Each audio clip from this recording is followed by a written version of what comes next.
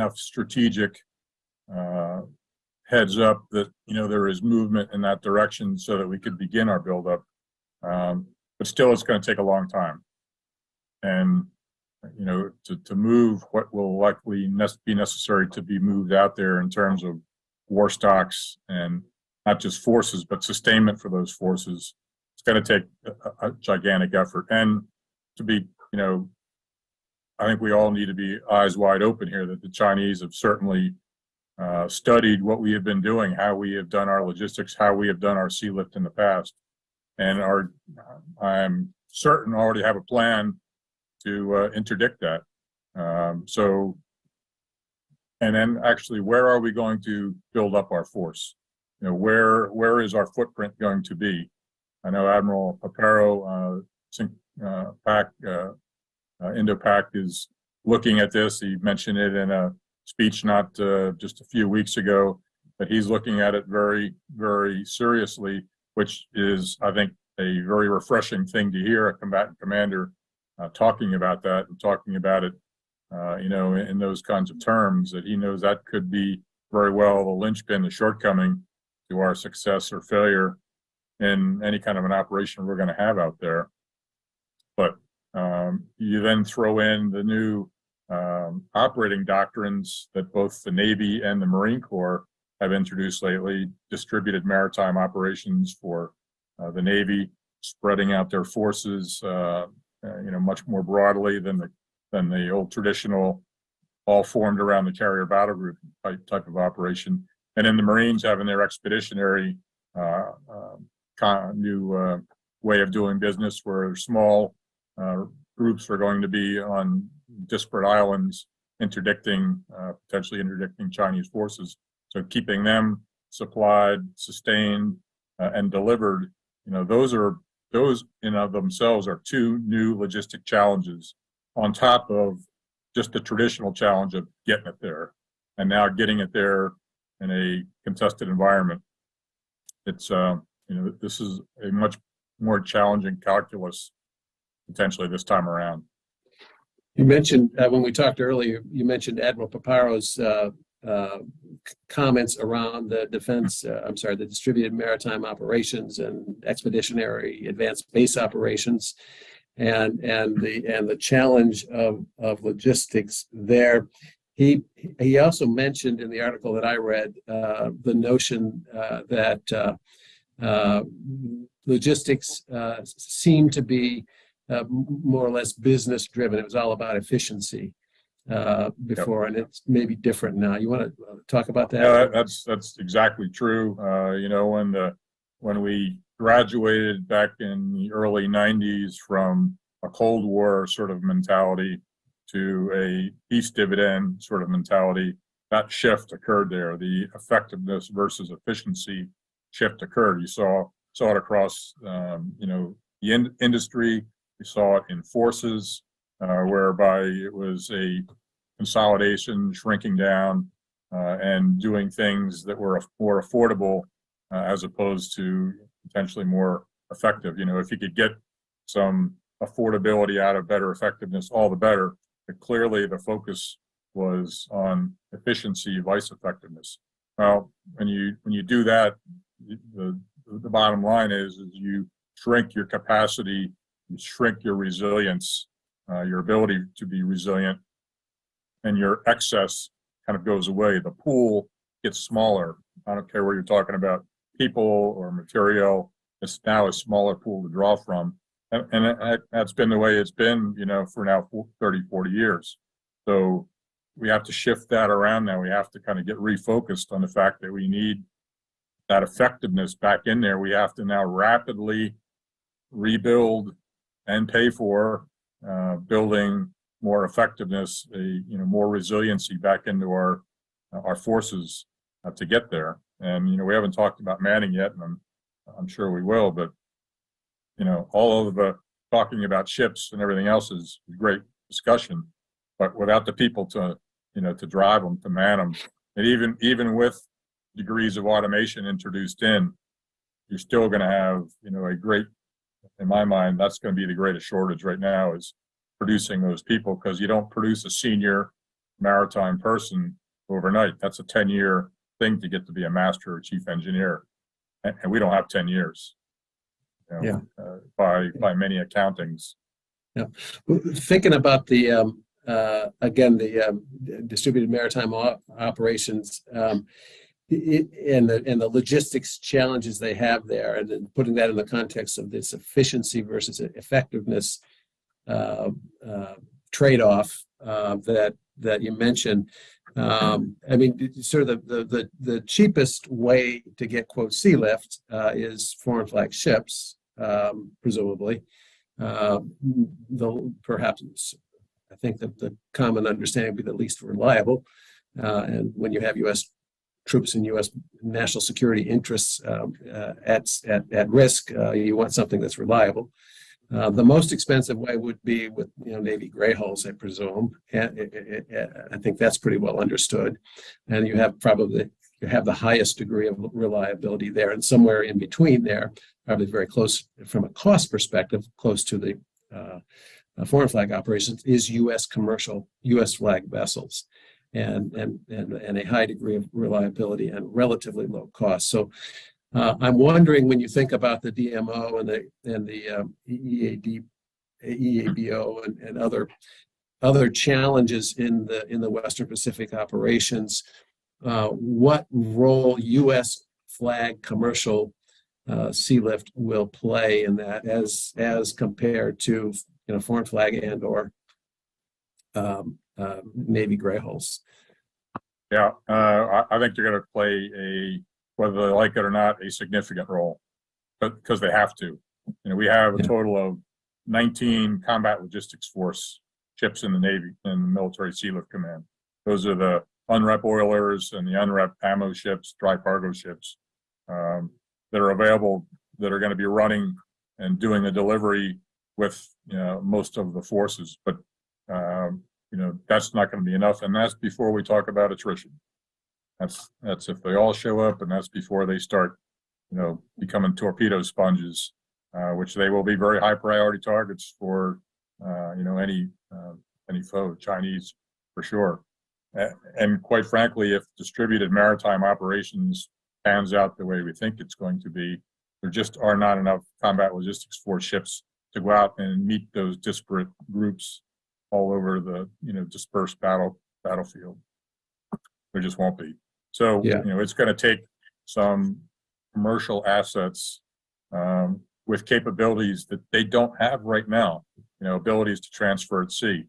We talk tankers. We have had some unrep capability, underway replenishment capability added to some tankers in the past that has worked quite well. It's modular.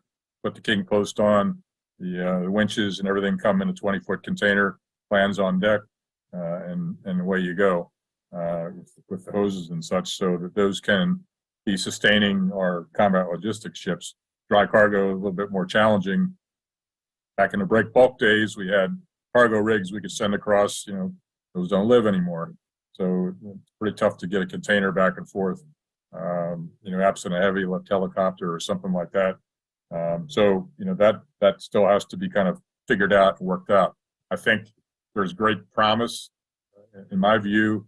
A lot of our oil field supply vessels that are used to transferring goods, I think a lot of tankage, deck space, they could be pressed into service to go service one or two ships, in a very boutique sort of way, in a small anchorage someplace or somewhere where they could handle the logistics chores for those. So I think we will have to get creative. I think we have fleets out there that can do that, ships that can be modified to do that kind of a distributed sort of mission. Same thing with the Marines. A vessel like that could easily, service, a small Marine garrison on an island, get in close, put the stuff ashore, and be out of there.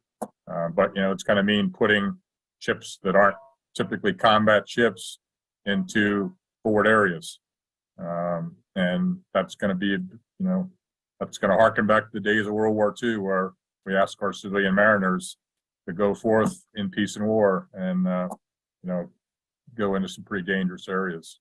Yeah, we talked a little bit earlier about the different ways that those ships can be, defenses that would be available for those ships.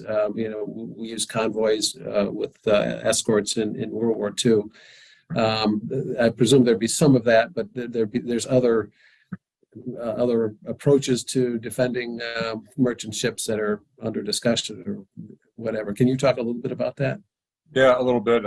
I've said, and based on conversations I've had with Navy folks, we're in all likelihood not going to have sufficient escorts in all likelihood to, do big convoy kind of sort of movements. I think there's going to be a lot more individual ships moving. There may be some, but most of the ships, that we have today, again, we've drawn forces down. They're shooters. We need their missile tubes forward, not necessarily available for escort kind of operations. I see an escort role, quite frankly, for autonomous vessels. I think they could be adapted pretty readily. Some of the vessels that we're experimenting with right now, some of the larger ones, to serve as a screen for one or more merchant vessels that are going either by being sensors for them or carrying defensive weapons, be it a small caliber gun or torpedo that could be controlled from the mothership, if you will, the ship being screened with a tactical advisor on board, a strategic Sealift officer that's serving as a TACAD that could be essentially the weapons control kind of officer to afford some level of defense for those ships that wouldn't otherwise get it. I think that technology is probably readily adaptable and could be pressed into service pretty quickly. We have enough yard capacity left in the country that we can make smaller vessels like that in numbers, and there's enough technology companies around that can put their kit on board and have I think a reasonably effective capability pretty soon. Interesting. So just to take a step back, if we can, in terms of looking at the number of ships, and we'll definitely talk about mariners, which is critical part of this. But if we could walk through the numbers that we're really talking about here in terms of the ships that we think we need, commercial ships. We have 85 today. 85 U.S. flagships in the global international commercial fleet of 50,000 ships. I presume we need all of those for under some scenarios for national security reasons. Keeping in mind that 60 of those are already MSP, Maritime Security Program ships. They're already signed up and getting a stipend. Come when we call them. Right. So that program is built around the business efficiency model, basically, in my opinion. But that's the baseline we have. That's the nucleus of our commercial capability right now in right. International markets. And then we're all aware, I believe, of the need for at least 86. The number I hear is 100 additional tankers, more than double the size of the fleet we have today of tankers. Any comment on that one? Yep, that's for sure. We have the dry side, if you will, the rolling stock and dry stores, that sort of thing, non-petroleum. Transcom, who was ultimately responsible for producing that capability, has the square footage pretty close, as long as everybody shows up. We've got what we think we need to move the Iron Mountain. The piece of it that's less well-defined and less well-served is the petroleum oil lubricating side, the bulk fuel, which, MSC has a total of 5 tankers, commercial tankers under charter right now. So that represents the government lift, if you will, that we have at our fingertips right now. if you want to throw in the Jones Act medium range tankers that are sailing around, about 58 of them or so, I think is kind of where we are on that. If you were to rip them all out of domestic trade and put them in, you're still short by dozens of the required fuel lift, again, before attrition. We're going to have to get more tankers from someplace. The recently introduced tanker security program, that's 10 ships. That's, I think the applications closed out yesterday or day before yesterday for the first 10. And talking with the administrator a couple of days ago, she assured me there were a lot of ships that had, thrown in to be a part of that. That's another step in that direction, and 10 more authorized for next year.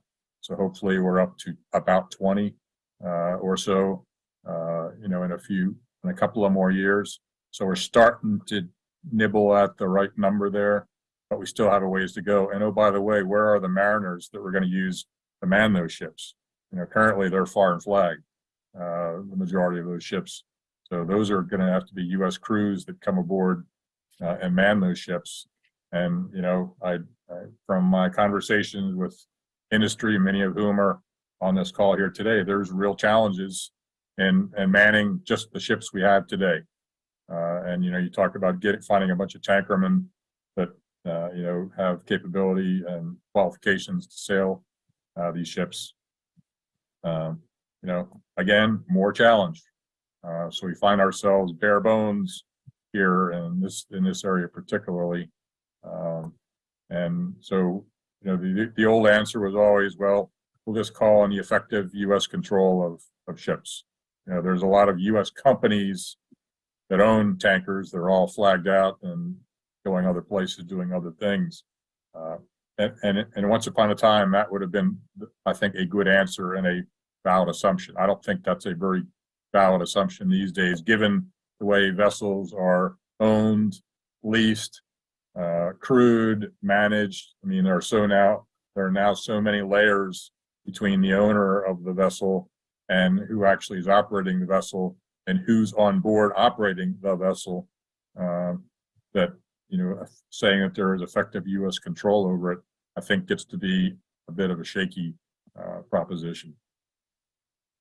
The questions, I hate to keep bringing you back to this because I do want to talk a little bit more about the mariners, but the issue. But if we're at 85 now, and we know we need to get to at least 185 in international trade, and I recognize that if the flag went up today, we'd have to look at Jones Act ships, but that's not a very good planning scenario unless we have no choice. And they'd have to be backfilled with foreign flag and right. They're not meant for that. I mean, they would be available, in a true war setting. But so that goes from 85 to 185, and then the number we're talking about for distributed maritime operations, whether they're the workboats.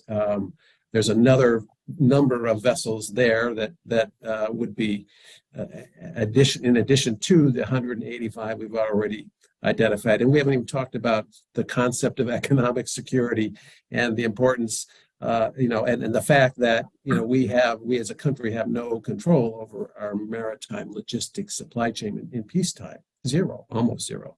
Yep. And the law says we're supposed to have U.S. flag commercial fleet is supposed to carry a substantial part of our import-export cargoes, and if we're at 1%, I don't think we're meeting the legal standard. So, in any event, that to my mind ought to add a pretty good number of ships that we need to support on top of the 185 plus 25 or whatever the number is, and then. So, if we sort of add all of that up in terms of the number of U.S. flagships that we should have to have an effective deterrent in the context of a Chinese military activation, would we be out of line to say that should be 250 ships? Yeah, I just wrote down 250. That's the number that's in my mind as well. And you know, for both the military need to support, you know, the defense sort of side of the house, but just to have, you know, the world credibility of having your flag flying off of a vessel on a routine basis in many of these foreign ports, you know, to assure our allies that we're out there, we're trading, we are serious, you know, about our maritime posture, and having a presence in sometimes challenging waters lends credence to our argument that we have a right to be talking about it. You know, if we sailing in the South China Sea, you know, there's not a whole lot of U.S. flag ships that are over there on a regular basis. There are ships, you know, obviously sailing there, or they're on liner service, but it's more of a rarity when you take a survey on a port on any given day, Singapore, you know, Kaohsiung, wherever you want to do, to find, you know, the number of U.S. flag ships. You could easily count it on one hand, if, you know, and it probably have some to spare. So if you want to lend, I think, credibility to your argument that, you know, we deserve to be in this area, we trade in this area, we're there regularly. It's not just our gray ships sailing through during freedom of navigation operations. It's our commercial assets, you know, free trading, moving through that area and that neighborhood on a regular basis. That has a deterrent effect, I think, all in itself. And we're missing out on that right now, big time. Sort of a commercial freedom of navigation exercise. Yeah. So, you know, there's the two sides of it. I mean, back when I was still at Marriott, someone would ask me, how many more ships do we need under U.S. flag? Now, by that time, I had boiled it down to enough ships to give me enough people to man the ships that we had, which that number was 40. We used to say 40 ships. So, you know, that would give us another couple hundred people, which would, you know, give us a little bit of leeway, a little bit of room to, you know, to man the ready reserve force ships that we had already, let alone, you know, anything else. So, you know, 250 is a much more realistic number that takes into account both the in peace and war sides of it, both the defense side and the economic security piece. Yeah, and that seems like a lot when you're talking about a fleet that's now at 85 ships. It's triple the fleet, but it's also only, you know, a quarter larger than what has clearly been identified as the need when you take the tankers and the sadly, tankers. there are shipping lines in this world that have more ships sailing under their house flag than this number we're talking about, than our national fleet. Right. So 250 ships would require about 10,000 trained American mariners. Do we have, how are we doing in terms of adding a new, you know, what's it going to take? Obviously, we don't have the 250 ships at this point. We do have a good infrastructure of education built up that would need to be expanded. But you know, what do we need to do to get that, and how much time will it take to get that done?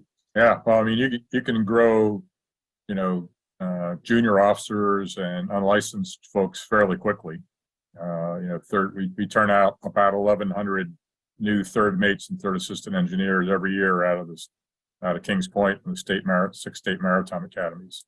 So, you know, there's 1,100 people that essentially join the ranks every year.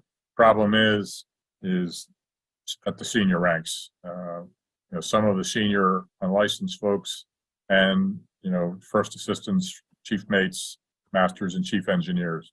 You know, you're talking 8 to 10 years to grow them. Those don't happen overnight. And they have to have berths to sail in order to build that time to get there. And that's been part of the problem that we have seen, is because the fleet has shrunk down so significantly. The availability of sailing berths has, you know, also shrunk down. So having that nice clear path to go sail get as much time as you need, upgrade straight away, and get up to the senior ranks has been difficult. Plus, the institution of STCW and all of the assessments and requirements that come along with that when you upgrade and maintain your credential is it's not inexpensive. And if you're not sailing, it's very difficult to justify laying out $5,000 or $7,000 to upgrade or to maintain that credential if you're not sailing.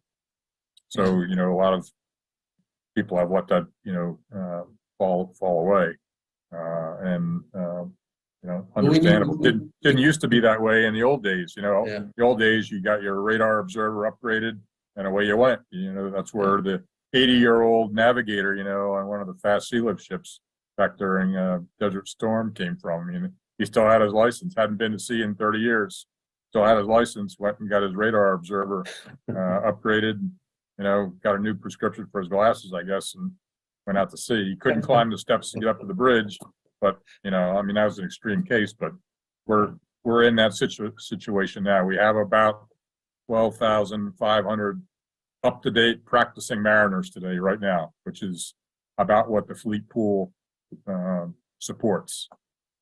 But to grow that, we need the ships. Yeah. We need places for them to practice their trade to sail, or else have the Coast Guard significantly modify the standard by which they remain qualified. We got into an emergency situation. Who knows? Potentially that would have. There might be some waivers there or something. Right. I got two more questions, and then we'll open it up to others.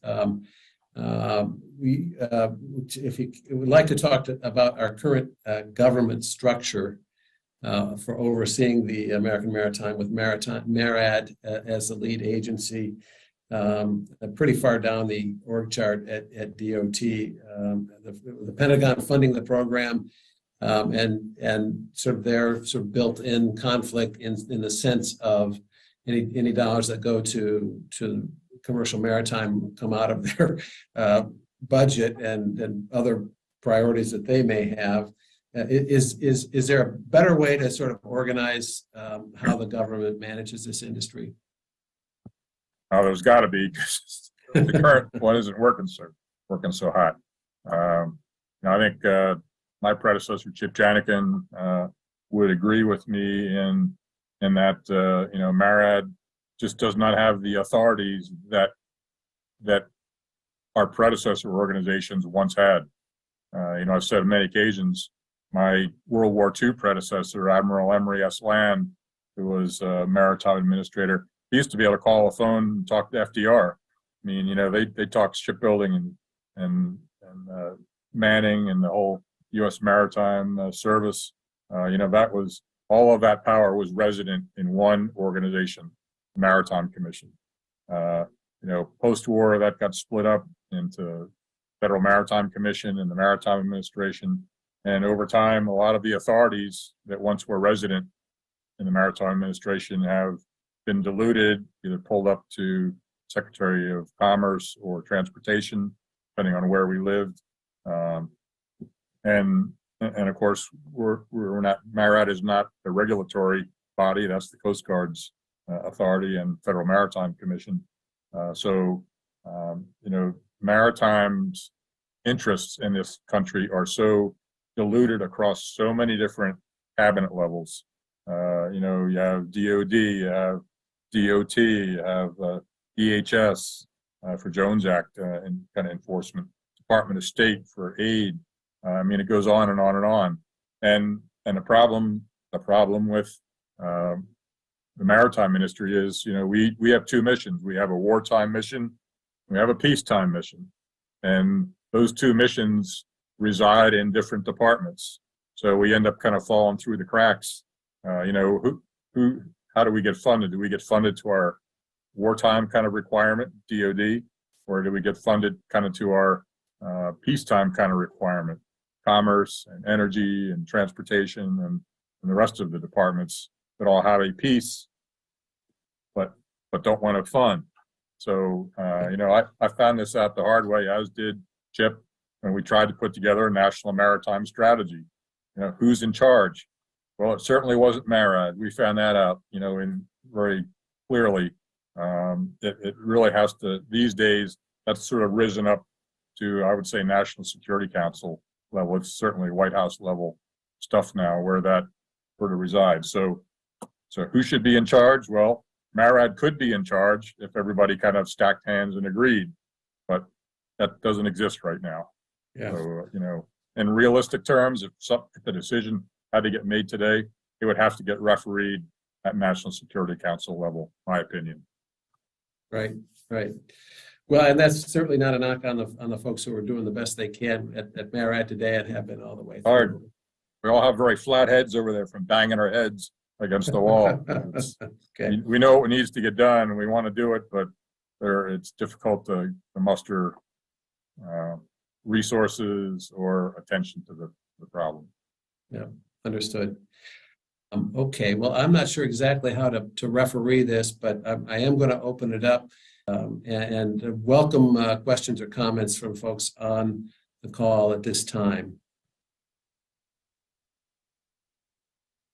Christian. Yeah, thank you, Mike. I was going to ask Admiral Busby, thank you for your time. Wanted to know if you had other suggestions that haven't been mentioned with regard to growing the fleet over and above the TSP. That seems to be the obvious way things are going right now. But are there other suggestions that you would have if you were given all those authorities back like in World War II? Yeah. I think, thanks for the question, Christian, and good to see you. I think it would be great if there could be, and if there was economic incentive for companies to want to flag under U.S. flag, if there was the business for them to carry, if there was the product for them to carry that for the government that incentivized, much like cargo preference.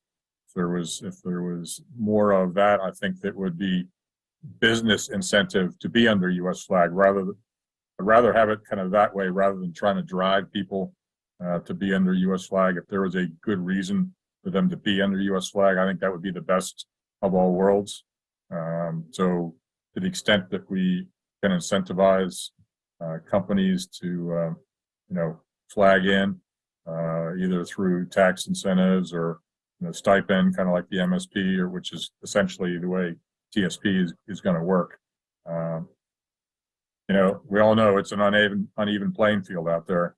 We're the only ones trying to play fair, and with all the other countries and shipping companies for the most part offering breaks for people, it kind of puts our folks at a real disadvantage. So I think that's probably the simplest answer I can give you.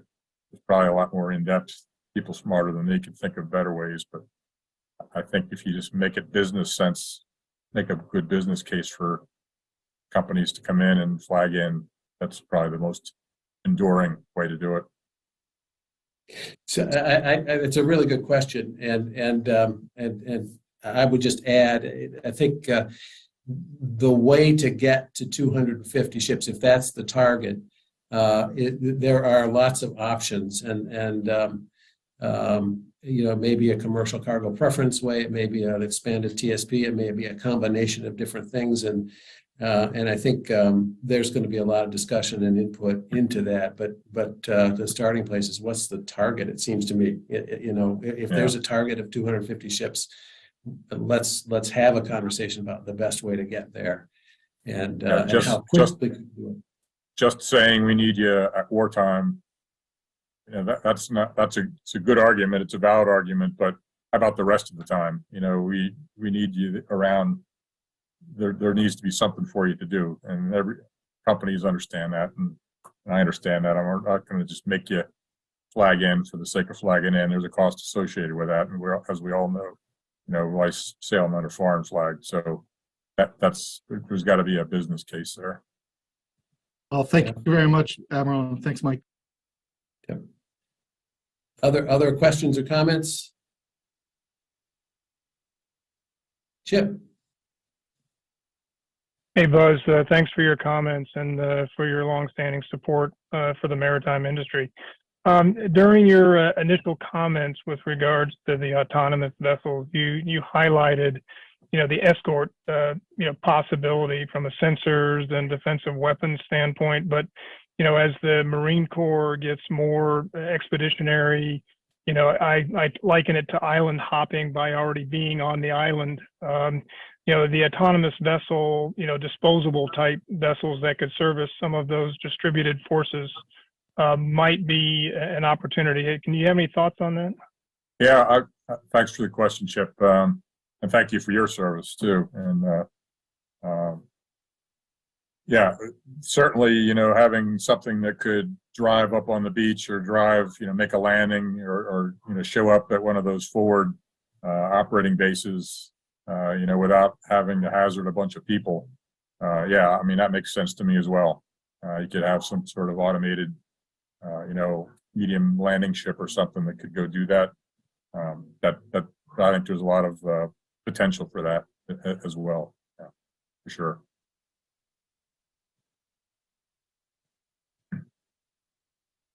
Okay, floor is open.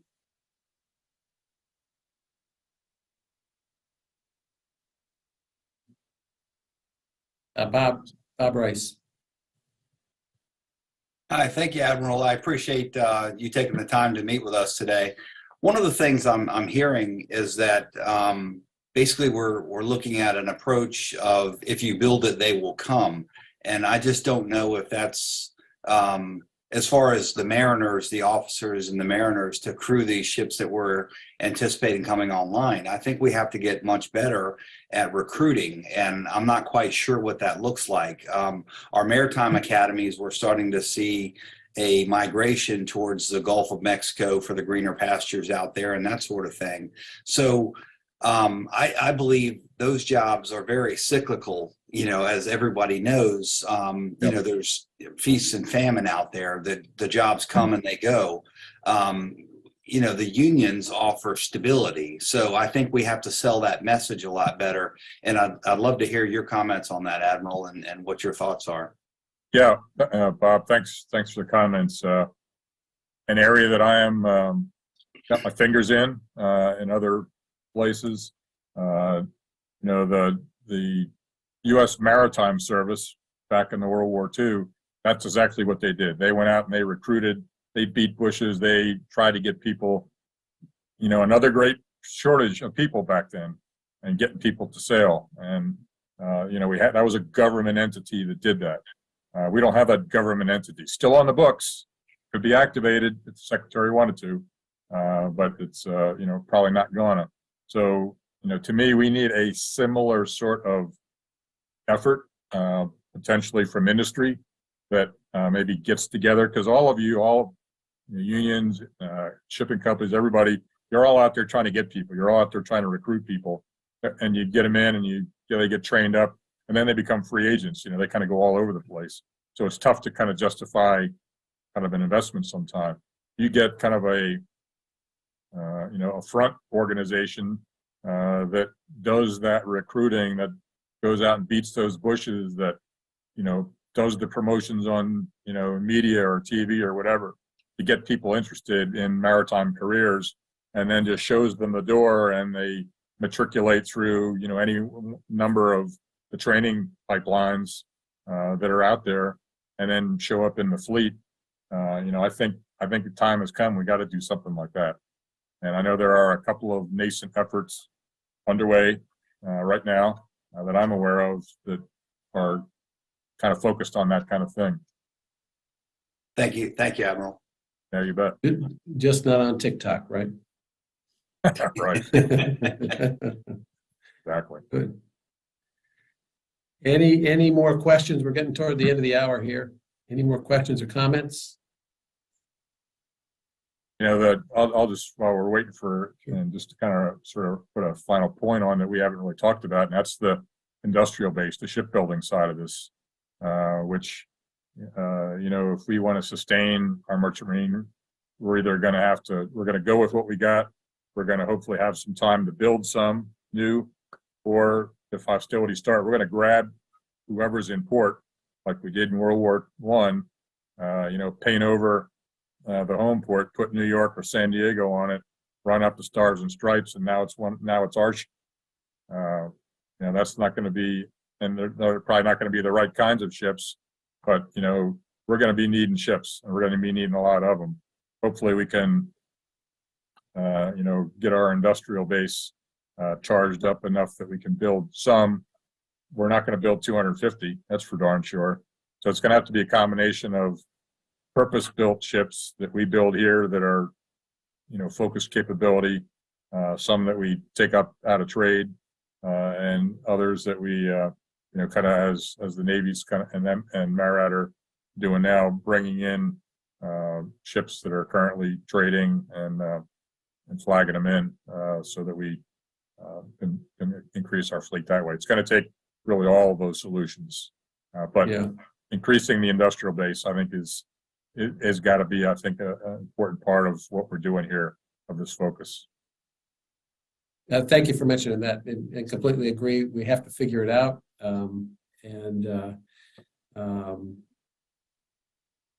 it is, absolutely critical for lots of reasons. So I'm glad you brought that up. Let me just mention, we have on the schedule, or just our scheduling now, the next event in this series, and that will be on March 13th at 1:30 p.m. We have former chairman of the Transportation Committee, Peter DeFazio, joining us for a conversation about the maritime industry, details to be determined. And that will be a live event here at the Hudson Institute, and it will be live streamed also. So in-person attendance will be welcomed and encouraged on March 13th. And then you'll also be able to watch it live at that time also. So please mark your calendars. And if you want further information about the program, please email me again at mroberts@hudson.org. And no more plugs here. But thank you all very much for coming. Thank you so much, Admiral Busby. Really, really great comments and insights. And we'll look forward to working with you further on these issues. I look forward to seeing more U.S. flagships out there. Amen. Thank you.